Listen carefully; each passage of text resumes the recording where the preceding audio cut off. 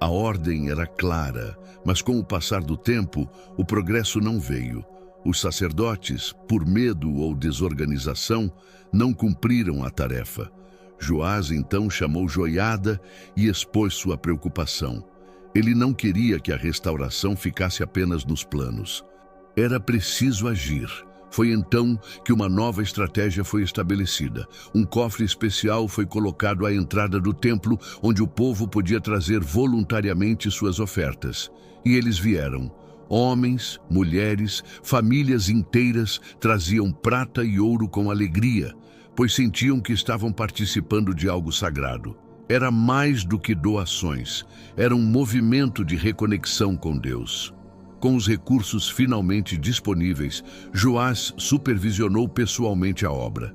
Artífices, carpinteiros, ferreiros e pedreiros trabalharam com dedicação.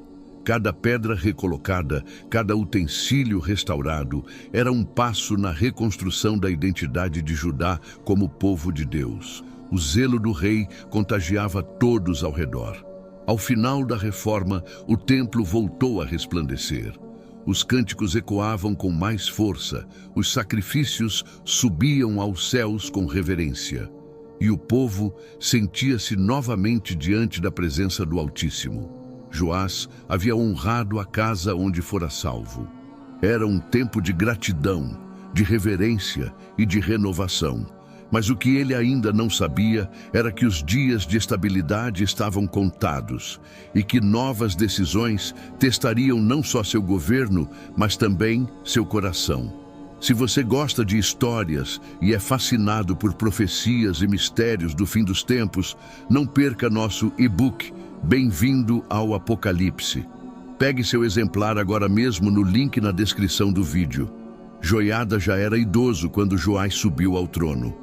Durante anos, servira como sacerdote, conselheiro e guardião da linhagem real. Sua vida fora marcada por fidelidade inabalável e sabedoria serena. Foi ele quem manteve o menino vivo, quem articulou sua coroação e quem guiou os primeiros passos do seu reinado. Mas o tempo implacável chegou também para aquele homem de Deus. Quando Joiada morreu, Judá chorou com sinceridade. Seu sepultamento foi honrado entre os reis, não por sangue real, mas por sua grandeza espiritual. A ausência dele foi como a quebra de um alicerce.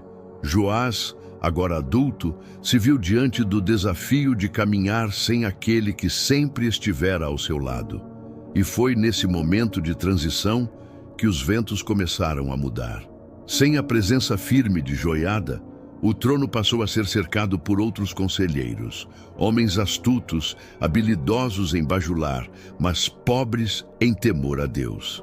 Eles se aproximaram com palavras suaves, exaltando o rei, oferecendo conselhos modernos, sugerindo alianças com outros povos e abrindo portas para práticas que antes eram condenadas. Joás, sem a estrutura espiritual que o havia sustentado por tanto tempo, começou a ceder.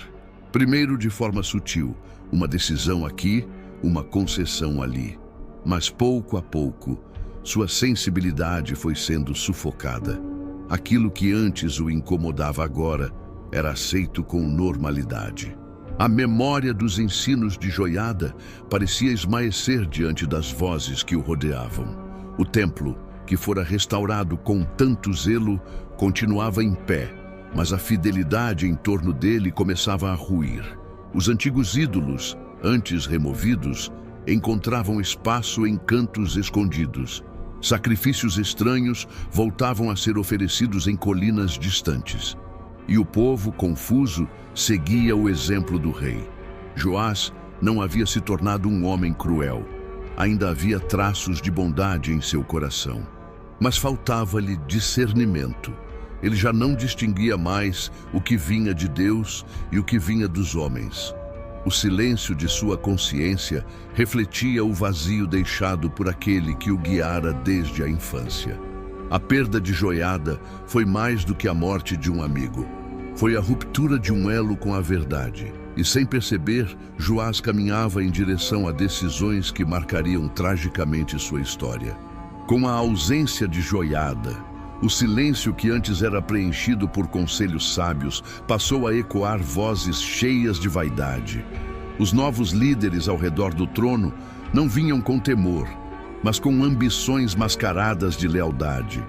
E Joás, agora mais vulnerável do que nunca, começou a ser moldado por essas novas influências. Foram os príncipes de Judá que se aproximaram com sutileza. Vinham com presentes, com palavras doces, exaltando o rei acima de tudo. Falavam de liberdade, de progresso, de alianças com os povos vizinhos. Trouxeram ideias que seduziam, altares mais acessíveis, cultos misturados, imagens que representavam a divindade de forma mais atrativa. Joás escutava, e o que antes teria recusado com firmeza, agora aceitava com naturalidade. O culto a Deus começou a ser misturado com práticas pagãs. Os altares do Senhor ainda existiam, mas já não estavam sozinhos. A adoração foi se tornando confusa, sem pureza, sem reverência. E o povo, como espelho de sua liderança, seguia o mesmo caminho. Havia sacrifícios em lugares altos, rituais herdados de outras nações e um esquecimento gradual da aliança com o Deus de Israel. Joás já não procurava mais a presença divina. As decisões eram tomadas com base em conveniências, e os sacerdotes fiéis, antes ouvidos com respeito, agora eram ignorados. Aquilo que começara como uma leve inclinação, tornara-se um desvio profundo. O rei que restaurara o templo agora permitia que o povo adorasse a falsos deuses. E pior, fazia vista grossa às injustiças, ao sofrimento dos pobres, ao clamor dos profetas. Judá entrava em decadência espiritual. A fartura deu lugar à inquietação. As famílias se dividiam entre a tradição dos pais e as novas doutrinas que se espalhavam. O povo já não celebrava com alegria, mas com temor e confusão. E Joás, embora ainda sentado no trono, já não reinava com o coração cheio de luz. A idolatria não era apenas um erro religioso. Era a evidência de um coração que se afastava. O zelo de outrora havia desaparecido, substituído por uma busca por controle, por prestígio e por aceitação. O rei que fora criado no templo agora permitia que o templo fosse desprezado, mas Deus não se calaria diante dessa traição. Ainda havia vozes que não se dobraram. E uma delas, em breve, se levantaria com coragem, para lembrar o rei de onde ele viera e para confrontá-lo com a verdade que ele havia esquecido. Quando a escuridão espiritual começou a envolver Judá, Deus não permaneceu em silêncio. Em sua misericórdia, ele sempre levantava vozes para chamar seu povo de volta. E naquela geração, a voz escolhida veio de um lugar profundamente simbólico. Era Zacarias, filho de Joiada, o mesmo Joiada que havia salvado e criado Joás. Um jovem profeta nascido no templo, instruído nos caminhos da retidão, com a mesma paixão que um dia movera seu pai. Zacarias via com tristeza o declínio da nação. Via os altares pagãos sendo erguidos, o povo se afastando e o templo que tanto significara sendo tratado como um lugar comum. Mas o que mais lhe doía era o que acontecia com Joás. Aquele rei que ele conhecera ainda menino, cheio de temor e reverência, agora se tornara alguém distante, endurecido, confuso. Movido por uma convicção inabalável, Zacarias ergueu sua voz diante do povo e do rei. Ele não usou meias palavras. Repreendeu com clareza o pecado de Judá, denunciou a idolatria e chamou todos de volta à aliança com o Senhor. Foi direto. Por que transgredis os mandamentos do Senhor? Não prosperareis. Suas palavras cortavam como espadas, mas eram carregadas de verdade e misericórdia. A esperança era de que Joás reconhecesse a voz do céu, lembrasse do pai de Zacarias e se arrependesse. Mas o rei já não era o mesmo. Ao ouvir a repreensão, não sentiu compunção, sentiu afronta. Os conselheiros ao seu redor o inflamaram contra o profeta, interpretando suas palavras como ameaça, não como alerta. Joás tomou uma decisão que marcaria profundamente sua história. Autorizou a execução de Zacarias. Mandou que fosse apedrejado no pátio do templo, o mesmo local onde o próprio rei havia sido coroado. O chão que fora consagrado com celebração, agora se manchava com o sangue da justiça rejeitada. Antes de morrer, Zacarias lançou uma última frase, não de vingança, mas de advertência. O Senhor verá e o requererá. E então o silêncio voltou a reinar. Não era o silêncio da paz, mas o silêncio que precede o juízo. A morte de Zacarias foi mais do que uma tragédia pessoal. Foi o símbolo do rompimento definitivo de Joás com tudo que havia aprendido, com tudo que o formara. O rei havia rejeitado a verdade, e o preço dessa escolha começaria, muito em breve, a ser cobrado. O sangue de Zacarias ainda clamava da terra quando os primeiros sinais do juízo começaram a se manifestar. A paz que Judá conhecera nos primeiros anos do reinado de Joás foi interrompida por conflitos inesperados. Nações vizinhas, antes enfraquecidas, agora se erguiam com força contra Jerusalém. Era como se uma proteção invisível tivesse sido retirada, deixando o reino exposto, vulnerável, sem direção. Um exército sírio, numericamente inferior, invadiu Judá e infligiu pesadas derrotas. Soldados experientes caíam diante de um inimigo aparentemente fraco. A capital foi saqueada, os príncipes foram mortos e Joás, gravemente ferido, foi deixado humilhado. Não era apenas uma derrota militar, era um alerta espiritual. O povo, antes confiante, agora murmurava. Os rostos que exaltavam o rei tornaram-se rostos de medo e decepção. Muitos passaram a se perguntar em silêncio: terá o Senhor nos abandonado? Mas a resposta era mais dolorosa. Não foi Deus quem os abandonou, foi o rei quem se afastou. Enquanto Joás se recuperava dos ferimentos em seu leito, o palácio mergulhava em silêncio. Os corredores que um dia ecoaram com decisões justas, agora estavam tomados por insegurança e intrigas. Os servos caminhavam cabisbaixos e os sacerdotes já não encontravam espaço para se expressar. O rei, outrora admirado por seu zelo, agora era visto com desconfiança e desprezo. O sofrimento de Judá não era aleatório, era a consequência direta da idolatria, da injustiça e da rejeição ao profeta de Deus. O Senhor permitira que Joás experimentasse o resultado de suas escolhas. O trono tremia, não por falta de soldados, mas por ausência de alicerces espirituais. Na intimidade do quarto real, Joás tinha tempo para refletir. Mas mesmo ali, ferido e solitário, ele não buscou arrependimento. O coração que um dia fora terno, agora se endurecera. Não havia mais lágrimas, nem confissão, nem volta. E como se não bastasse, o rei seria traído por aqueles que o serviam. 2 de seus próprios oficiais, revoltados com o que ele fizera a Zacarias e insatisfeitos com seu governo, conspiraram contra ele. Não procuraram vingança pessoal, procuravam justiça ou ao menos um fim para o reinado de um homem que havia esquecido suas raízes. O golpe final estava próximo, e com ele o encerramento melancólico de uma história que começara com tanta esperança. A noite em que Joás foi assassinado não teve luto público, nem orações em sua memória. Ferido, fraco e isolado, ele sucumbiu pelas mãos de seus próprios servos, homens que outrora lhe prestaram obediência, mas que agora não suportavam mais o peso de sua traição. A morte de Zacarias ainda estava viva na consciência nacional, e muitos viam naquele ato final o cumprimento da advertência do profeta. Joás morreu longe da glória, longe da honra que marca o fim dos reis justos. Não foi sepultado entre os reis de Judá, nem teve seu nome celebrado. Os cantos que antes anunciaram sua coroação em alegria, agora eram silenciados pela vergonha. O menino que um dia fora salvo milagrosamente, que crescera no templo e que reinara com promessas tão puras, terminou a vida como um rei rejeitado. Não houve procissão.